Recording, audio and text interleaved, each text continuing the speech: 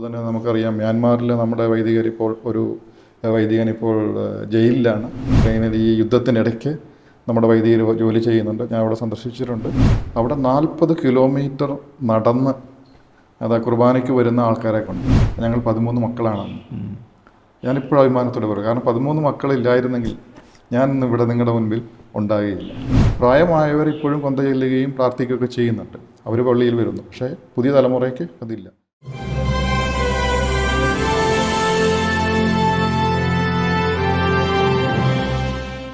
സ്നേഹമുള്ളവരെ, വലിയ സന്തോഷത്തോടു കൂടി ഒരു വ്യക്തിയെ പരിചയപ്പെടുത്തുകയാണ്.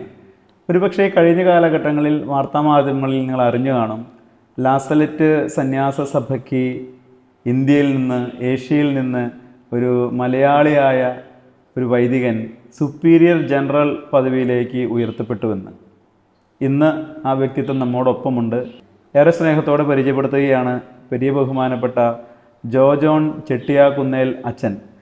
ലാസലറ്റ് സഭയുടെ 178 വർഷത്തെ പാരമ്പര്യമുള്ള ഈ സഭയുടെ 32 രാജ്യങ്ങളിൽ നിന്നും തിരഞ്ഞെടുക്കപ്പെട്ട, ഏഷ്യയിൽ നിന്നും, ഇന്ത്യയിൽ നിന്നും, കേരളത്തിൽ നിന്നുമുള്ള ആദ്യത്തെ വ്യക്തിത്വം വലിയ ബഹുമാനപ്പെട്ട ജോജോൺ ചെട്ടിയാക്കുന്നേൽ അച്ഛൻ. അച്ഛാ, സ്നേഹപൂർവ്വം സ്വാഗതം ചെയ്യുന്നു. എൻ്റെ പേര് ഫാദർ ജോജോൺ ചെട്ടിയാക്കുന്നേൽ. എൻ്റെ ഇടവക വിമലശ്ശേരി ഇടവകയാണ്, തലശ്ശേരി അതിരൂപതയിൽ. ഞങ്ങൾ 13 മക്കളാണ്. ഞാൻ 10ാമത്തെ മകനാണ്. 7 ആണുങ്ങളും 6 പെൺകുട്ടികളുമാണ്. 7 സഹോദരന്മാരും 6 സഹോദരികളുമാണ് ഞങ്ങളുടെ കുടുംബത്തിലുള്ളത്. എൻ്റെ 3 സഹോദരികൾ തിരുകൃത്യ സന്യാസി സഭയിലെ സന്യാസിനിമാരാണ്. 2 പേര് മാനന്തവാടി പ്രോവിൻസിലും ഒരാൾ തലശ്ശേരി പ്രോവിൻസിലും സേവനമനുഷ്ഠിക്കുന്നു. 13 മക്കളിൽ എൻ്റെ മൂത്ത സഹോദരി 4 വർഷങ്ങൾക്ക് മുൻപ് ദൈവിക ഭവനത്തിലേക്ക് യാത്രയായി. അതുപോലെ തന്നെ എൻ്റെ പിതാവും 2 വർഷങ്ങൾക്ക് മുൻപ് ദൈവിക ഭവനത്തിലേക്ക് യാത്രയായി. ഇതാണ് എൻ്റെ കുടുംബ പശ്ചാത്തലം. എൻ്റെ മാതാപിതാക്കൾ, എൻ്റെ പിതാവിൻ്റെ വീട് പാലായിൽ ഏഴാച്ചേരി എന്ന ഇടവകയിലായിരുന്നു.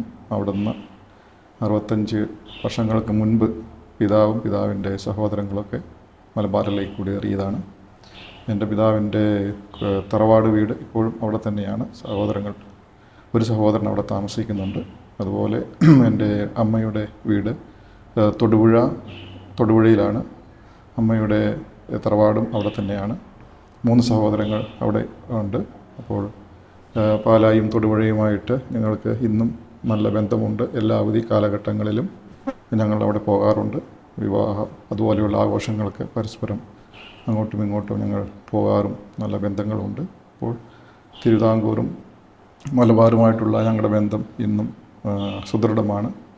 നന്നായിട്ട് മുന്നോട്ട് പോകുന്നു. ഇതാണ് എൻ്റെ കുടുംബ പശ്ചാത്തലം. അച്ഛൻ്റെ ദൈവവിളിയെക്കുറിച്ചൊന്ന് പറയാമോ? ലാസലറ്റ് സഭയിലേക്ക് വരാനുള്ള അതിന് കുടുംബം പ്രചോദനമായിരുന്നു. അച്ഛൻ എങ്ങനെയാണ് ഈ സഭയിലേക്ക് ഇങ്ങനെ ചേർന്നത് കുറിച്ചൊന്ന് പറയാം. തീർച്ചയായും ലാസലറ്റ് സന്യാസ സഭയിൽ ചേർന്നത് ഇന്ന് എന്നൊരു അഭിമാനത്തോടെയും സന്തോഷത്തോടെയും ഒരു ദൈവാനുഗ്രഹമായിട്ട് കാണുകയാണ്. കാരണം നമ്മളെല്ലാവരും പരിശുദ്ധ അമ്മയോട് വളരെയധികം ഭക്തിയുള്ളവരാണ്. പ്രത്യേകിച്ച് എല്ലാ ശനിയാഴ്ചകളിലും കുർബാനയിൽ പങ്കെടുക്കുകയും നിത്യസഹായ മാതാവിൻ്റെ നൊവേനയിൽ പങ്കെടുക്കുകയും അങ്ങനെ മാതാവിനോട് ഭക്തി നമ്മുടെ കുടുംബങ്ങളിൽ ഉണ്ടായിരുന്നു. അതുപോലെ എല്ലാ ദിവസവും കൊന്ത ചൊല്ലുക, അങ്ങനെ മാതാവിനോടുള്ള ഭക്തി നമ്മുടെ കുടുംബങ്ങളിൽ വളരെ ശക്തമായിട്ടുണ്ടായിരുന്നു. അപ്പോൾ അതുകൊണ്ട് ലാസലറ്റ് സഭയിൽ ചേർന്നത് തിരിഞ്ഞു നോക്കുമ്പോൾ എനിക്ക് വലിയൊരു അനുഗ്രഹവും അതുപോലെ വളരെ സന്തോഷപ്രദമായ ഒരു കാര്യമാണ്. അതുപോലെ തന്നെ ഒരു മിഷണറി ആകുക, പല മിഷൻ അനുഭവങ്ങൾ പലരും പങ്കുവച്ചത് കേട്ടിട്ടുണ്ട്. അപ്പോൾ മിഷണറി ആകുക എന്നുള്ളതും ഒരു ആഗ്രഹമായിരുന്നു. 1994 ഞാൻ ലാസലറ്റ് സന്യാസ സഭയിൽ ചേരുന്നത്. അത് അങ്കമാലിക്കടുത്ത് പാറക്കടവ് എന്ന് പറയുന്ന സ്ഥലത്ത് ലാസലറ്റ് ഭവൻ എന്ന നമ്മുടെ സന്യാസ ഭവനത്തിലാണ് ചേരുന്നത്. അവിടെ 1 വർഷം ഉണ്ടായിരുന്നു. അതിനുശേഷം 2 വർഷത്തെ ഫിലോസഫിക്ക് ബാംഗ്ലൂർ ധർമാരാമിൽ ചേർന്നു. ഫിലോസഫി കഴിഞ്ഞതിന് ശേഷം 2 വർഷം ഫിലിപ്പീൻസിൽ പോയി. 1 വർഷത്തെ പോസ്റ്റലൻസി നൊവിഷ്യേറ്റ് എന്ന നമ്മുടെ പരിശീലനത്തിന് വേണ്ടിയിട്ട് പോയി. അതിനുശേഷം തിരിച്ചു വന്നു. 4 വർഷത്തോളം ആലുവ പൊന്തിഫിക്കൽ സെമിനാരിയിൽ തിയോളജി പഠിച്ചു. അങ്ങനെ 2003 ഞാൻ വൈദികനാകുന്നത്. എനിക്ക് തീർച്ചയായും അത് വളരെയധികം സന്തോഷവും അഭിമാനവുമുള്ള ഒരു ഒരു ഒരു അനുഭവമാണ് ലാസലസ് സഭയിൽ ചേർന്നതും വൈദികനായതും. ഇന്നും ഞാനത് അഭിമാനത്തോടെയും സന്തോഷത്തോടും കൂടിയാണ് ഓർക്കുന്നതും പറയുന്നത്. ലാസലറ്റ് മാതാവിനെ കുറിച്ച് ചിന്തിക്കുമ്പോഴും ഈ വലിയ കുടുംബത്തിൽ നിന്ന് പരിശുദ്ധ അമ്മയുടെ തിരുകുടുംബത്തിലേക്ക് എന്ന് പറഞ്ഞതുപോലെ ലാസലറ്റ് കുടുംബത്തിലേക്ക് അച്ഛൻ വന്നു. പ്രത്യേകിച്ച് ഈ കാലഘട്ടത്തിൽ ദൈവവിളികൾ കുറഞ്ഞുകൊണ്ട് നിൽക്കുമ്പോൾ ഒരുപക്ഷെ അച്ഛൻ ഈ വലിയ കുടുംബത്തിലായിരുന്നുകൊണ്ട് അച്ഛൻ പങ്കുവയ്ക്കുകയുണ്ടായി. അച്ഛൻ്റെ സഹോദരിമാർ 3 പേര് സന്യാസിനിമാരാണ്. അപ്പോൾ ഇതെല്ലാം അച്ഛനെ സ്വാധീനിച്ചിട്ടുണ്ട് ദൈവവിളി ലഭിക്കാനായിട്ട്. ഒരുപക്ഷെ എന്തുകൊണ്ടായിരിക്കാം ഇന്ന് ആഗോളതലത്തിൽ, കേരളത്തിൽ മാത്രമല്ല ആഗോളതലത്തിൽ നമ്മൾ പറയുന്നത് പോലെ സന്യാസ പൗരോഹിത ജീവിതത്തിലേക്ക് ദൈവവിളി കുറയാനുള്ള കാരണം എന്താണ്? അതിന് കുടുംബങ്ങൾ ശ്രദ്ധിക്കേണ്ട കാര്യങ്ങൾ എന്തൊക്കെയാണ്, അല്ലെങ്കിൽ നമ്മൾ വൈദികരും സന്യാസികളും ശ്രദ്ധിക്കേണ്ട കാര്യങ്ങൾ എന്തൊക്കെയാണെന്നാണ് അച്ഛൻ്റെ അഭിപ്രായം അനുസരിച്ച് അച്ഛൻ്റെ ആലോചനയിൽ വരുന്നതെന്ന് പറയാമോ, പങ്കുവയ്ക്കാമോ? ദൈവവിളി തീർച്ചയായും രൂപപ്പെടുന്നത് നമ്മുടെ കുടുംബങ്ങളിലാണ്. പ്രത്യേകിച്ച് നമ്മുടെ കുടുംബ പ്രാർത്ഥനകൾ, മാതാപിതാക്കളുടെ വിശ്വാസം, സഹോദരങ്ങളുടെ ദൈവവിശ്വാസം, പ്രത്യേകിച്ച് നമ്മുടെ മുതിർന്നവർക്കാണ് തരുന്ന മാതൃക, അതൊക്കെ നമുക്ക് എപ്പോഴും വളരെയധികം പ്രചോദനം നൽകുന്നതാണ്. ഇപ്പോൾ ഞാൻ പറഞ്ഞു, എൻ്റെ 3 സഹോദരികൾ സന്യാസ സമർപ്പിതരാണ്, പ്രത്യേകിച്ച് തിരുകൃതി സന്യാസ സഭയിൽ. അപ്പോൾ അവർ എൻ്റെ മുതിർന്നവരാണ്. അപ്പോൾ അവർ വരുമ്പോൾ അവരുടെ ആ ജീവിതശൈലികളൊക്കെ നമുക്ക് വളരെയധികം നമുക്ക് ആകാംക്ഷയും അതുപോലെ തന്നെ നമുക്ക് അത് അനുകരണീയമായിട്ട് തോന്നിയിട്ടുണ്ട്. അതുപോലെ നമ്മൾ പഠിച്ച സമയത്ത് നമുക്ക് സിസ്റ്റേഴ്സ് നമ്മളെ പഠിപ്പിച്ചിട്ടുണ്ട്. അതുപോലെ വൈദികരെ അവരായിട്ടുള്ള ബന്ധം, ഇതൊക്കെ തീർച്ചയായും നമുക്ക് പ്രചോദനം നൽകുന്നതാണ്. അപ്പോൾ നല്ല മാതൃകകൾ നമുക്ക് എപ്പോഴും പ്രചോദനം നൽകുന്നു. നമ്മുടെ കുടുംബത്തിൻ്റെ പശ്ചാത്തലം നമുക്ക് പ്രചോദനം നൽകുന്നു. അപ്പോൾ നല്ല കുടുംബത്തിൻ്റെ പശ്ചാത്തലവും അതുപോലെ തന്നെ നമ്മൾ കാണുന്ന മാതൃകകളും നമ്മൾക്ക് ദൈവവിളിയിലേക്ക് കടന്നു വരുവാനുള്ള ഒരു പ്രചോദനമാണ്. അത് തീർച്ചയായും കുടുംബവും അതുപോലെ തന്നെ നമ്മൾക്ക് നൽകുന്ന ഈ പ്രചോദനം നൽകുന്ന നമ്മുടെ അധ്യാപകർ, അതുപോലെ വൈദികർ, ഇതൊക്കെ ഈ ദൈവവിളിയിലേക്ക് നമ്മെ നയിക്കുന്ന ചില ചാലകങ്ങളാണ്. നമുക്ക് മാതൃകാപരമായി ജീവിക്കുന്ന സന്യസ്തരുടെ വൈദികരുടെ അഭാവം അല്ലെങ്കിൽ കുടുംബജീവിതക്കാരുടെ അഭാവം, ഇതെല്ലാം ദൈവവിളിയുടെ ഈ കുറവിന് കാരണമായിട്ടുണ്ടെന്നാണോ അച്ഛൻ്റെ ചിന്ത? മാതൃകകൾ കുറഞ്ഞു എന്ന് ഞാൻ പറയില്ല. മാതൃകകൾ ധാരാളമുണ്ട്. ഇന്നും അവിടെ സമർപ്പിതരുണ്ട്, വൈദികരുണ്ട്, വളരെയധികം തീക്ഷ്ണതയുണ്ട്. കാലഘട്ടത്തിനനുസരിച്ചുള്ള ജീവിതശൈലികൾ മാറുന്നുണ്ട്. പഴയ ജീവിതശൈലിയല്ല ഇന്നത്തെ ജീവിതശൈലി. അത് നമ്മൾ പ്രത്യേകം മനസ്സിലാക്കേണ്ട ഒരു കാര്യമാണ്. ഇന്ന് ദൈവവിളി കുറയുന്നുണ്ടെങ്കിൽ അതിന് പ്രധാന കാരണം അത് ദൈവവിശ്വാസം ഇല്ലാത്തത് കൊണ്ട് മാത്രമല്ല. വിശ്വാസം കുറഞ്ഞു വരുന്നുണ്ട്, പക്ഷെ അതുകൊണ്ട് മാത്രമല്ല, നമ്മുടെ കുടുംബ പശ്ചാത്തലത്തിലുള്ള വ്യത്യാസങ്ങളുമാണ്. നമ്മുടെ സോഷ്യൽ ലൈഫ് വളരെയധികം മാറിയിട്ടുണ്ട് ഇന്ന്.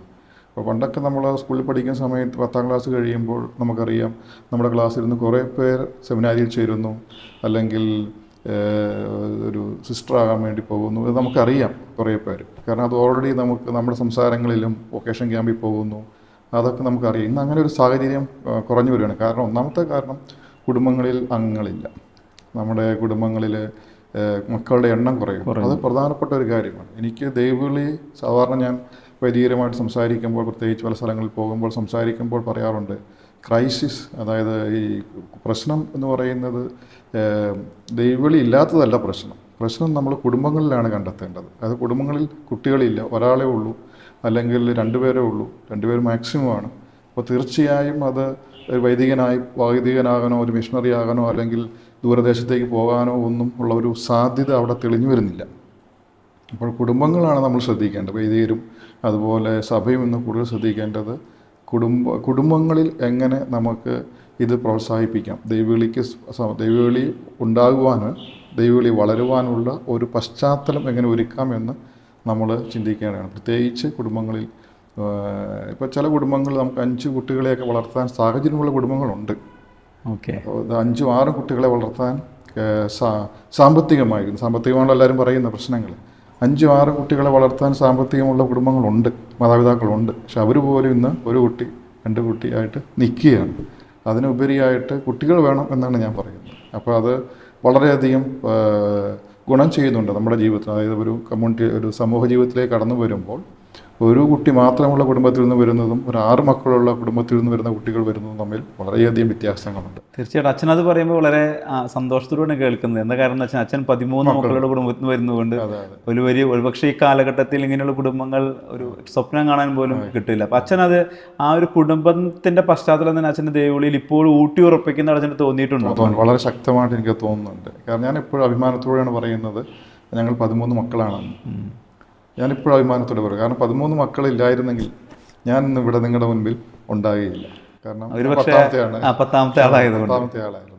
അപ്പോൾ അതുകൊണ്ട് ഞാൻ വളരെ എന്നും അഭിമാനത്തോടെ എവിടെയും, ഞാൻ വിദേശ രാജ്യങ്ങളിൽ പോയാലും എവിടെ പോയാലും ഞാൻ 13 മക്കളാണ് ഞങ്ങളുടെ കുടുംബങ്ങൾ എന്ന് പറയുന്നത് എന്നും അഭിമാനത്തോടെ. എനിക്കൊരിക്കലും അതിലൊരു കുറവ് തോന്നുകയോ നാണംകേട് തോന്നുകയോ ചെയ്തിട്ടില്ല. കാരണം ഞാൻ 13 മക്കളുള്ളത് കൊണ്ടാണ് ഞാൻ ഇന്ന് നിങ്ങളോട് സംസാരിക്കാനും ഈ ലോകം കാണുവാനും എനിക്ക് സാധിച്ചത് എന്നുള്ള ഒരു ചിന്ത എനിക്ക് എപ്പോഴും ഉണ്ട്. അത് പറയാതിരിക്കാൻ സാധിക്കില്ല. ഒരുപക്ഷെ പിറക്കാതെ പോയ ഒരുപാട് കുഞ്ഞുങ്ങൾ ഉണ്ടാകുമായിരിക്കാം ഈ ലോകത്തിൽ, അതും ഒരു കാരണമായിരിക്കാം. അതുകൊണ്ട് ഞാൻ എൻ്റെ മാതാപിതാക്കളോട് എപ്പോഴും വളരെയധികം കടപ്പാടുള്ളവരാണ്. കാരണം എനിക്ക് ഈ ലോകം കാണാൻ സാധിച്ചതിൽ, പിന്നെ ഒരു വൈദികനാകാൻ സാധിച്ചതിൽ.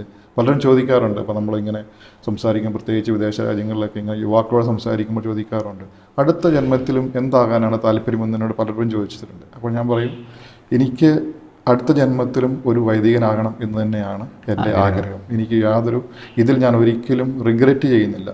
ഒരിക്കലും ഞാനത് ഈ വൈദികനായതിൽ ഒരിക്കലും ഞാൻ ദുഃഖിച്ചിട്ടില്ല എന്ന് ഞാൻ പറയാറുണ്ട്. എനിക്കതിൽ വളരെയധികം അഭിമാനമാണ്. കേരളത്തിലിപ്പം ഒരുപാട് മക്കൾ, അച്ഛൻ ഒരുപാട് രാജ്യങ്ങൾ സന്ദർശിച്ചിട്ടുള്ള ആളാണ്. അച്ഛൻ ഇപ്പോൾ വിദേശത്താണ് താമസിക്കുന്നത് എന്നുണ്ടെങ്കിലും കേരളത്തിൽ കുടുംബ പശ്ചാത്തലം വരുമ്പോൾ പണ്ടുള്ളതുപോലെ നാട്ടിൻപുറങ്ങളിൽ നമുക്ക് മക്കളെയൊന്നും കാണാനായിട്ട് സാധിക്കുന്നില്ല. ഇന്ന് ഒരുപാട് പേര് വിദേശ രാജ്യങ്ങളിലേക്ക് കുടിയേറുമ്പോൾ നമ്മളുടെ കുടുംബത്തിൻ്റെ കെട്ടുറപ്പും ഈ ഒരു കുടുംബ ബന്ധങ്ങളുടെ കെട്ടുറപ്പും അതുപോലെ തന്നെ സഭയുമായുള്ള ബന്ധവുമൊക്കെ അച്ഛൻ എങ്ങനെയാണ് ഇതിനെ നോക്കിക്കാണുന്നത്? അത് തീർച്ചയായും നമ്മൾ വളരെയധികം ഭീതിയോടുകൂടി കാണേണ്ട ഒരു സിറ്റുവേഷൻ ആണെന്നാണ് എനിക്ക് തോന്നുന്നത്. കാരണം വിദേശ രാജ്യങ്ങളിലും ഇത് തന്നെയായിരുന്നു. ഇപ്പോൾ പല പ്രായമായ ചിലരോടൊക്കെ നമ്മൾ സംസാരിക്കും, പ്രത്യേകിച്ച് യൂറോപ്പിലും അമേരിക്കയിലൊക്കെ സംസാരിക്കാൻ ഇട വന്നിട്ടുണ്ട്. സ്ഥിരം പള്ളിയിൽ വരുന്ന പ്രായമായ അമ്മമാരോടും അപ്പച്ചന്മാരോടൊക്കെ സംസാരിക്കാൻ സാധിച്ചിട്ടുണ്ട്. അപ്പോൾ അവർ പറയുന്നത് അവരുടെ കുടുംബങ്ങളിലും നമ്മുടെ കുടുംബങ്ങളുണ്ടായിരുന്നതുപോലെ വൈകുന്നേരം പ്രാർത്ഥനകളും പള്ളിയിൽ പോക്കും എല്ലാം ഉണ്ടായിരുന്നു. ഇതുപോലെയുള്ള ആഘോഷങ്ങളും എല്ലാം ഉണ്ടായിരുന്നു. വിദേശ ഉണ്ടായിരുന്നു. ആ പാരമ്പര്യമാണ് നമുക്കും കിട്ടിയിരിക്കുന്നത്. ഈ കൊന്തയിലുക അതുപോലെയുള്ള ആഘോഷങ്ങൾ, നമ്മുടെ തിരുനാളുകൾ, ഇതൊക്കെ അവർക്കുണ്ടായിരുന്നു. പ്രത്യേകിച്ച് ഇറ്റലിയിലൊക്കെ ഉണ്ടായിരുന്നു. പക്ഷെ ഇന്ന് അതൊന്നുമില്ല. ഇന്നും ഈ പ്രായമായവർ ഇപ്പോഴും കൊന്ത ചെല്ലുകയും പ്രാർത്ഥിക്കുകയൊക്കെ ചെയ്യുന്നുണ്ട്. അവർ പള്ളിയിൽ വരുന്നു. പക്ഷേ പുതിയ തലമുറയ്ക്ക് അതില്ല. നമ്മളും ആ ഒരു രീതിയിലേക്ക്, ഒരു സോഷ്യൽ രീതിയിലേക്ക് വന്നുകൊണ്ടിരിക്കുകയാണ് പതുക്കെ. നമ്മൾ അറിയുന്നില്ല. നമ്മൾ 25 വർഷങ്ങൾക്ക് മുമ്പ് പറഞ്ഞു നമുക്ക് കേരളത്തിലൊരു ദൈവവിളിയുടെ ക്രൈസിസ് ഉണ്ടാകുമെന്ന് നമ്മളൊക്കെ സെമിനാരി പഠിക്കുമ്പോൾ പറഞ്ഞിട്ടുണ്ട്. പക്ഷെ നമ്മളൊക്കെ സെമിനാരി ചേരുമ്പോൾ ധാരാളം കുട്ടികൾ സെമിനാരി ചേരുമായിരുന്നു. അന്ന് നമ്മുടെ പ്രൊഫസേഴ്സൊക്കെ പറയുമായിരുന്നു നമുക്ക് വിദേശത്തെ പോലെ ഒരു അനുഭവം ഉണ്ടാകും. നമ്മളാരും അത്ര സീരിയസ് ആയിട്ട് എടുത്തിട്ടില്ല. പക്ഷെ ഇപ്പോൾ നമ്മൾ അനുഭവിക്കുന്നുണ്ട്. നമ്മുടെ സെമിനാരികളിലേക്ക് കുട്ടികൾ കടന്നു വരുവാൻ ഇല്ല. അതുപോലെ തന്നെ കോൺവെൻറ്റുകളിലേക്ക് സന്യാസിനി സമൂഹങ്ങളിലേക്ക് പോകുവാനുള്ള കുട്ടികളില്ല. ഇത് നമ്മളിന്ന് അനുഭവിച്ചുകൊണ്ടിരിക്കുകയാണ്. ഇനിയിപ്പോൾ യൂറോപ്പും അതുപോലെ അമേരിക്കയൊക്കെ അനുഭവിക്കുന്ന ഒരു കുറവ്, അതായത് വിശ്വാസത്തിലുള്ള കുറവ് നമ്മുടെ ഈ സംസ്ഥാനത്തും പ്രത്യേകിച്ച് കേരളത്തിലും, നമ്മൾ അഭിമാനത്തോടെ പറയുന്ന ഈ കേരളത്തിലും നമ്മുടെ സഭയിലും സംഭവിക്കാൻ സാധ്യതയുണ്ട് എന്ന് എനിക്ക് തോന്നുകയാണ്. കാരണം ആ രീതിയിലേക്കാണ് നമ്മൾ പോയിക്കൊണ്ടിരിക്കുന്നത്. അത് മാത്രമല്ല, ഇപ്പം കുടുംബജീവിതത്തിലേക്കും ഏകദേശം നമ്മുടെ കണക്കനുസരിച്ച് 1.5 ലക്ഷത്തോളം യുവാക്കൾ അവിവാഹിതരായി തുടരുന്നുണ്ട് പല കാരണങ്ങളാൽ. ഒരു കണക്ക് അങ്ങനെയാണ് പറയുന്നത്. അപ്പം കുടുംബജീവിതം സ്വീകരിക്കുവാനും ഇന്ന് ഒരു പക്ഷേ ചിലർക്കാണെങ്കിലും ജീവിത പങ്കാളി ലഭിക്കുന്നില്ല. മറ്റു ചിലർക്ക് കുടുംബജീവിതത്തിലേക്ക് പ്രവേശിക്കാൻ താല്പര്യക്കുറവുണ്ട്. അപ്പോൾ ഇതിനെ എങ്ങനെയാണ് നമ്മൾ നോക്കിക്കാണേണ്ടത്? ദൈവവിളിയെക്കുറിച്ച് പറഞ്ഞതുപോലെ തന്നെ ഈ കുടുംബജീവിതത്തിലേക്കുമുള്ള ഈ അവസ്ഥ, അത് യൂറോപ്പിലും അമേരിക്കയിലും ഒക്കെ കണ്ടുവരുന്ന അതേ അവസ്ഥ നമ്മളിപ്പോൾ ആ രീതിയിലേക്ക് കടന്നു വന്നിരിക്കുകയാണ്. കുറേ ചെറുപ്പക്കാർ ഇപ്പോൾ വിവാഹിതരാകാൻ സാധിച്ചിട്ടില്ല. പ്രത്യേകിച്ച് അവർക്ക് പലവിധ സാഹചര്യങ്ങളുണ്ട്. ചിലപ്പോൾ നല്ല ജോലിയില്ല, അങ്ങനെയുള്ള രീതികളുണ്ട്. പക്ഷേ നല്ല ജോലിയുള്ള പെൺകുട്ടികളും ആൺകുട്ടികളും ഇന്ന് സിംഗിളായിട്ട് ജീവിക്കാൻ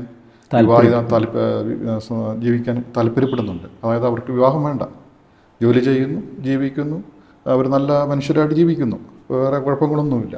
ആ അവസ്ഥ യൂറോപ്പിൽ ധാരാളമുണ്ട്. ഇപ്പോൾ പരിശുദ്ധ പിതാവ് ഫ്രാൻസിസ് മാർപ്പാപ്പ ഇതിനെക്കുറിച്ച് പറയുന്നുണ്ട് ഇറ്റലിയിൽ.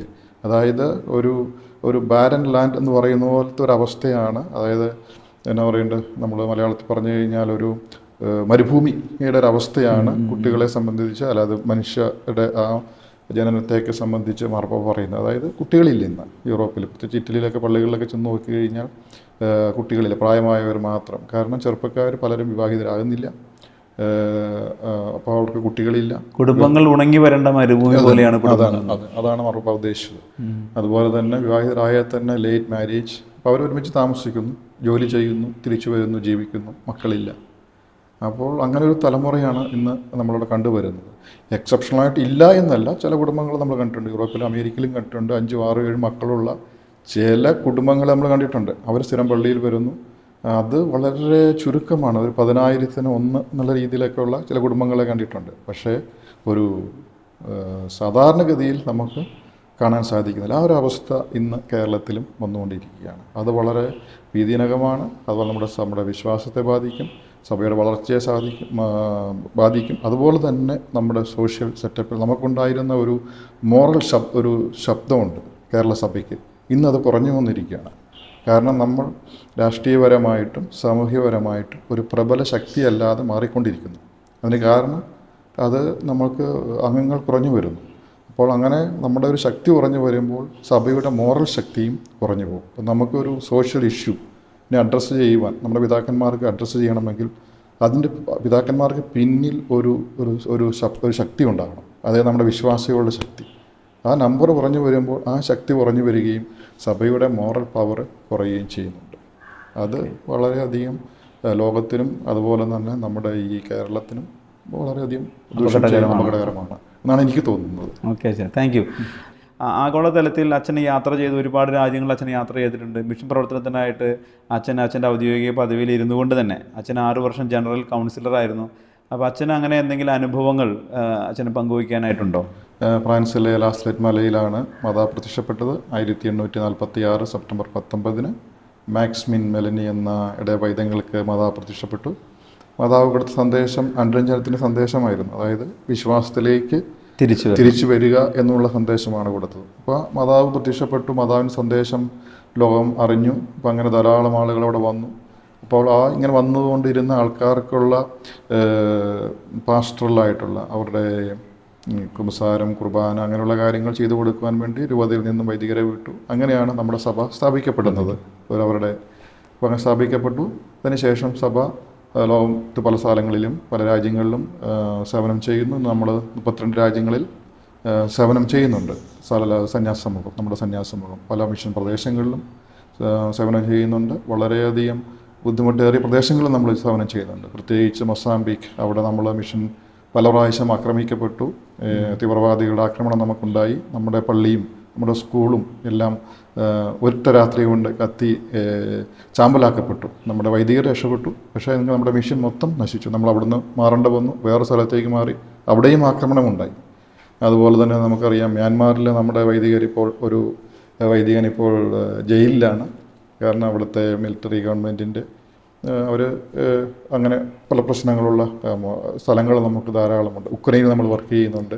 ഉക്രൈനിൽ ഈ യുദ്ധത്തിനിടയ്ക്ക് നമ്മുടെ വൈദികർ ജോലി ചെയ്യുന്നുണ്ട്. ഞാൻ അവിടെ സന്ദർശിച്ചിട്ടുണ്ട്. വളരെയധികം ബുദ്ധിമുട്ട് നിറഞ്ഞ പ്രദേശങ്ങളിൽ നമ്മൾ ജോലി ചെയ്യുന്നുണ്ട്. അപ്പം അങ്ങനെ അനുഭവങ്ങളുണ്ട്. അതുപോലെ തന്നെ ആഫ്രിക്കൻ രാജ്യങ്ങളിൽ, അതാണ് എനിക്ക് ഏറ്റവും അധികം നമുക്ക് നമ്മൾ പ്രത്യേകിച്ച് കേരള സഭ ചിന്തിക്കേണ്ട ഒരു അനുഭവമാണ് ആഫ്രിക്കൻ നമ്മുടെ മിഷൻ എന്ന് പറയുന്നത്. വളരെയധികം ചിന്തിക്കേണ്ടതാണ്. കാരണം അവിടുത്തെ ജനങ്ങൾ, അവരുടെ വിശ്വാസം, നമ്മൾ വളരെയധികം പണം കൊണ്ട് നമ്മൾ ചിലപ്പോൾ ചില അവസരങ്ങളിൽ നമ്മൾ വ്യാപരിക്കാറുണ്ട്.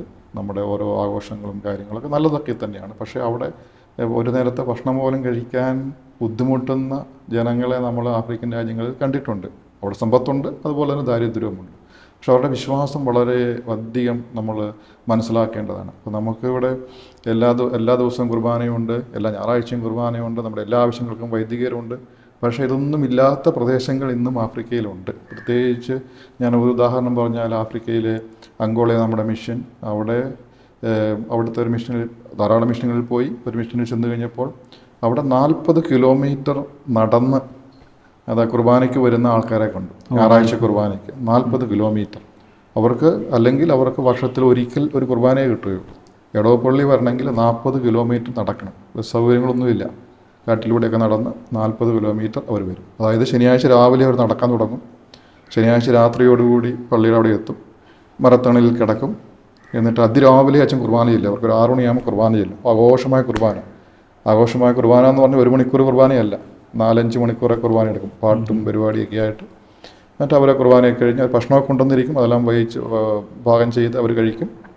കുർബാനയൊക്കെ കഴിഞ്ഞ് അവർ കൂട്ടമായിട്ട് നടന്ന് ഈ 40 കിലോമീറ്റർ നടന്ന് അവരുടെ ഗ്രാമങ്ങളിലേക്ക് പോകും. അങ്ങനെ ധാരാളം അനുഭവങ്ങൾ കണ്ടിട്ടുണ്ട്. അപ്പോൾ അവരുടെ വിശ്വാസം കണ്ടു കഴിയുമ്പോൾ നമ്മുടെ ചിന്താഗതിയും അവർ വൈദികന് വേണ്ടി ഒരു കുർബാനയ്ക്ക് വേണ്ടി അവർ ദാഹിക്കുകയാണ്.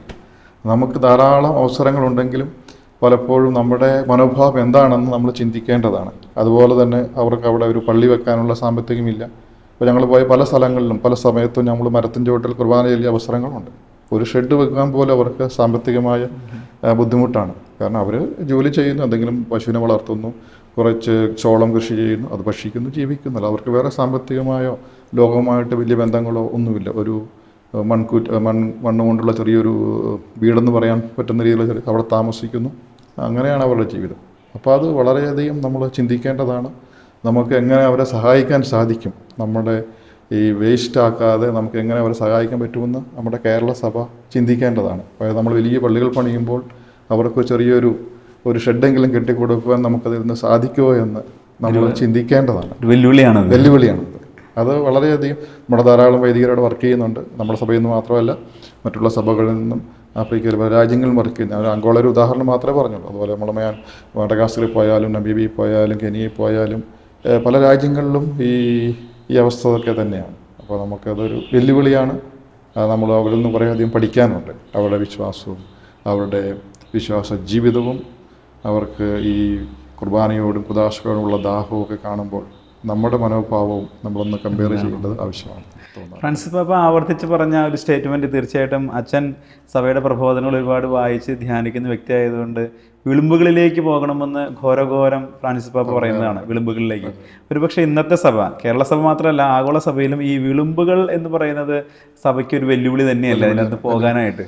അത് ഒരു വെല്ലുവിളി തന്നെയാണ്. പ്രത്യേകിച്ച് നമുക്കറിയാം നമ്മൾ മിഷണറി സമൂഹമാണ്. അതുപോലെ തന്നെ നമുക്ക് എല്ലാവർക്കും താല്പര്യം നമ്മുടെ ഒരു എന്താ പറയേണ്ടത്, പലപ്പോഴും നമുക്ക് സ്വസ്ഥമായിട്ട് സമാധാനമായിട്ട് വെല്ലുവിളികളില്ലാത്ത സ്ഥലത്ത് ജോലി ചെയ്യാനൊക്കെയാണ് എല്ലാവർക്കും താല്പര്യവും ആഗ്രഹവും. അത് മനുഷ്യ സഹജമാണ്.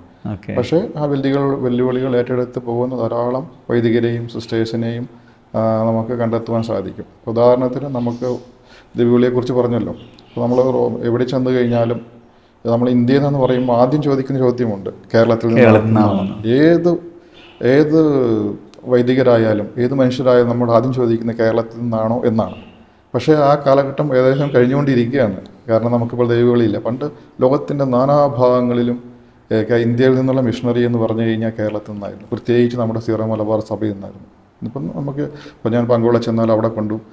ഏത് ആഫ്രിക്കൻ രാജ്യം ചെന്നാലും നമുക്ക് മഡഗാസ്കറിലുണ്ട്, നമുക്ക് മലയാളികളുണ്ട്. മഡഗാസ്കറിൽ നമുക്ക് ഒരു മലയാളി ബിഷപ്പ് തന്നെയുണ്ട്. അതുപോലെ ചില ആഫ്രിക്കൻ രാജ്യങ്ങളിൽ മലയാളി മെത്രാന്മാരുണ്ട്. അപ്പോൾ നമുക്ക് കേരളത്തിൽ നിന്ന് അതുപോലെ ദൈവവിളികളുണ്ടായിരുന്നു. പക്ഷേ നമുക്ക് നമ്മുടെ ആ പാരമ്പര്യം അത് ഇല്ലാതായിക്കൊണ്ടിരിക്കണം. നമ്മളത് കൂടുതൽ ശ്രദ്ധിക്കണം. കുട്ടികളുണ്ടാകണം, ദൈവവിളി ഉണ്ടാകണം. സഭയ്ക്ക് വേണ്ടി നമ്മൾ ചെയ്ത ആ സേവനങ്ങൾ വീണ്ടും തുടരണമെന്നാണ് എൻ്റെ പ്രാർത്ഥനയും എൻ്റെ ആഗ്രഹവും. ലാസ്ലേറ്റ് സഭയുടെ അധികാരത്തിൽ ഇപ്പം ഏഷ്യയിൽ നിന്ന് ആദ്യത്തെയാണ്. നമ്മുടെ സഭ 178 വർഷത്തെ പാരമ്പര്യമുണ്ട്. അച്ഛൻ്റെ കാഴ്ചപ്പാട് എന്താണ്? ബിക്കോസ് എനിക്കറിയാം ഒരു അധികാര പദവി എന്ന് പറയുന്നത് നമുക്കറിയാം അത്ര എളുപ്പമുള്ള കാര്യമല്ല. പ്രത്യേകിച്ച് ഈ കാലഘട്ടത്തിൽ സഭയെ നയിക്കുക എന്ന് വെച്ച് കഴിഞ്ഞാൽ അത്ര എളുപ്പമുള്ള കാര്യമല്ല. അപ്പം അച്ഛൻ ഈ ഉത്തരവാദിത്തം എങ്ങനെയാണ് നോക്കിക്കാണുന്നത്? അച്ഛൻ്റെ വീക്ഷണം എങ്ങനെയാണ് ഇതിനോട്? ജനസഞ്ചം പറഞ്ഞതുപോലെ ഇത് ഒരു അധികാരം എന്നതിനേക്കാൾ ഉപരിയായി നമുക്ക് നമ്മുടെ സഭയെ സേവിക്കാനുള്ള ഒരു അവസരമായിട്ടാണ് ഞാൻ ഇതിനെ കാണുന്നത്. അതുപോലെ ഒരു ഉത്തരവാദിത്വം കൂടിയാണ്. ഉത്തരവാദിത്വം സഭ എന്നെ ഏൽപ്പിച്ചിരിക്കുകയാണ്. അപ്പോൾ ഞാൻ തന്നെയല്ല ആ സേവനം ജോലി നിർവഹിക്കേണ്ടത്. ഒരു കൗൺസിലുണ്ട്. അപ്പോൾ ഞാൻ കഴിഞ്ഞ 6 വർഷം അതുപോലെ ഒരു കൗൺസിൽ അംഗമായിരുന്നു. ഇപ്പോൾ ആദ്യമായിട്ടാണ് യൂറോപ്പിൽ അല്ലെങ്കിൽ അമേരിക്കയിൽ നിന്ന് പുറത്തു നിന്ന് ഒരു സുപ്പീരിയർ ജനറൽ വന്നിരിക്കുന്നത്. അതൊരു കാലഘട്ടത്തിൻ്റെ മാറ്റമാണ്. അപ്പോൾ ഈ കൗൺസിൽ പല രാജ്യങ്ങളിൽ നിന്നുള്ളവരാണ്, പല ഭാഷകൾ സംസാരിക്കുന്നവരാണ്. അപ്പോൾ ഞാൻ ഇന്ത്യയിൽ നിന്നാണ്. അതുപോലെ ഒരു കൗൺസിലർ ബ്രസീലിൽ നിന്ന് വരുന്നു, മറ്റൊരു കൗൺസിലർ പോളണ്ടിൽ നിന്ന് വരുന്നു, മറ്റൊരു കൗൺസിലർ അങ്കോളയിൽ നിന്ന് വരുന്നു, പിന്നെ 4ാമത്തെ ഒരു കൗൺസിലർ അമേരിക്കയിൽ നിന്ന് വരുന്നു. അപ്പോൾ അങ്ങനെ 4 പേര് കൗൺസിലേഴ്സ് പല രാജ്യങ്ങളിൽ നിന്നാണ്. പിന്നെ ഒരു സെക്രട്ടറി വേറെ രാജ്യത്തു നിന്ന് വരുന്നു, ഫിനാൻസിൻ്റെ ആൾ വേറെ രാജ്യത്തു നിന്ന് വരുന്നു. ഇങ്ങനെ പല രാജ്യങ്ങളിൽ നിന്ന് വരുന്നു. അപ്പോൾ എല്ലാവരെയും മനസ്സിലാക്കുവാനും അവർ ഒന്നിച്ച് പ്രവർത്തിക്കുമ്പോഴാണ് നമുക്ക് സഭയെ മുന്നോട്ട് നയിക്കാൻ സാധിക്കുന്നത്. അപ്പോൾ സഭയുടെ പ്രവർത്തനം ഈ അടുത്ത 6 വർഷത്തേക്ക് നമ്മുടെ ചാപ്റ്ററൊക്കെ തീരുമാനിച്ചിരിക്കുന്നത് സഭയുടെ അടിസ്ഥാന മൂല്യങ്ങൾ കൂടുതൽ മനസ്സിലാക്കിക്കൊണ്ട് എന്താണ് സന്യാസ ജീവിതമെന്ന് കൂടുതൽ മനസ്സിലാക്കി അത് സഭയ്ക്ക് കൂടുതൽ ശക്തി പകർന്നുകൊണ്ട് സഭയുടെ ആ മിഷൻ പ്രവർത്തനം കൂടുതൽ ശക്തമാക്കാനും അതുപോലെ ദൈവവിളിയെ പ്രോത്സാഹിപ്പിക്കാനുമാണ് നമ്മുടെ സഭ ഈ അടുത്ത 6 വർഷത്തേക്ക് പൊതുവായിട്ട് തീരുമാനിച്ചിരിക്കുന്നത്. അതിനു വേണ്ടിയിട്ടാണ് ഇപ്പോൾ ഞങ്ങളിനി പ്രവർത്തിക്കേണ്ടത്. സൺഡേ ശാലോം പ്രേക്ഷകരോട് അച്ഛന് ഈ ഒരു ഇൻ്റർവ്യൂവിൻ്റെ ഭാഗമായിട്ട് അച്ഛൻ എന്താണ് ഒരു സന്ദേശം എന്ന രീതിയിൽ പ്രേക്ഷകരോട് പറയാനായിട്ട്? സൺഡേ ശാലോം എനിക്ക് വളരെയധികം സന്തോഷമുള്ള ഒരു മീഡിയയാണ്. കാരണം നമ്മൾ ഇപ്പോൾ ഈ ആധുനിക യുഗത്തിൽ ഈ മീഡിയ നമ്മൾ നല്ല രീതിയിൽ ഉപയോഗിക്കണം. എന്നിപ്പോൾ മീഡിയ പലപ്പോഴും നമ്മുടെ സോഷ്യൽ മീഡിയയും അതുപോലെ സെക്കുലർ മീഡിയാസ് എപ്പോഴും നമ്മുടെ വിശ്വാസത്തെയും അതുപോലെ ധാർമ്മിക മൂല്യങ്ങളെയും ഒക്കെ പലപ്പോഴും അവഗണിച്ചുകൊണ്ട് അവർ നോക്കുന്നത് സാമ്പത്തികമായോ അതുപോലെയുള്ള വിജയങ്ങളാണ് നോക്കുന്നത്. അപ്പോൾ അവരെ തെറ്റു പറയാൻ സാധിക്കില്ല. പക്ഷേ അതിന് ബദലായിട്ട് നമ്മുടെ വിശ്വാസം വിശ്വാസത്തെ സംരക്ഷിക്കുന്ന മൂല്യങ്ങളെയും ധാർമ്മിക മൂല്യങ്ങളെയും ഉയർത്തിപ്പിടിക്കുന്ന ഒരു മീഡിയ സഭയ്ക്ക് ഇപ്പോഴും ആവശ്യമാണ്. ഇനിയും ഇതുപോലെ വരണമെന്നാണ് എൻ്റെ ആഗ്രഹം. പല രാജ്യങ്ങളിലും ഉണ്ട്, ഇവിടെ മാത്രമല്ല, ഇതിലും ശക്തമായിട്ട് പല രാജ്യങ്ങളിലും ഈ കാത്തലിക് നമ്മുടെ മീഡിയസ് ധാരാളമുണ്ട്. അപ്പോൾ അതുപോലെ ഇത് ഇനിയും കൂടുതൽ ശക്തമായിട്ട് എല്ലാ കുടുംബങ്ങളിലേക്കും നമ്മുടെ എല്ലാ കുടുംബങ്ങളിലും ഇത് വളരെയധികം പ്രചാരം നേടുകയും എല്ലാവരും ഇത് കാണുകയും അപ്പോൾ അങ്ങനെ എന്താണ് സത്യമെന്ന് മനസ്സിലാക്കാനുള്ള വിശ്വാസ മൂല്യങ്ങൾ പിടിക്കാൻ അവർക്ക് ശക്തി പകരുന്ന ഒരു മീഡിയ ആയിട്ട് ഇത് വളരണം. അങ്ങനെ അത് വളരെ പ്രധാനമുള്ള ഒരു കാര്യമാണ്, പ്രത്യേകിച്ച് ഈ ആധുനിക കാലഘട്ടത്തിൽ, പ്രത്യേകിച്ച് യുവാക്കൾക്ക് ഇത് വളരെയധികം അത്യാവശ്യമുള്ള ഒരു കാര്യമാണ്. അപ്പോൾ താങ്ക് യു അച്ഛൻ്റെ വിലയേറിയ സമയം ഞങ്ങൾക്ക് നൽകിയതിന് പ്രത്യേകം നന്ദി പറയുന്നു. ദൈവം സമൃദ്ധമായി അനുഗ്രഹിക്കട്ടെ. അച്ഛൻ്റെ ഉദ്യമങ്ങൾക്ക് പ്രത്യേകം എല്ലാവിധ ഭാവങ്ങളും ആശംസകളും നേരുന്നു.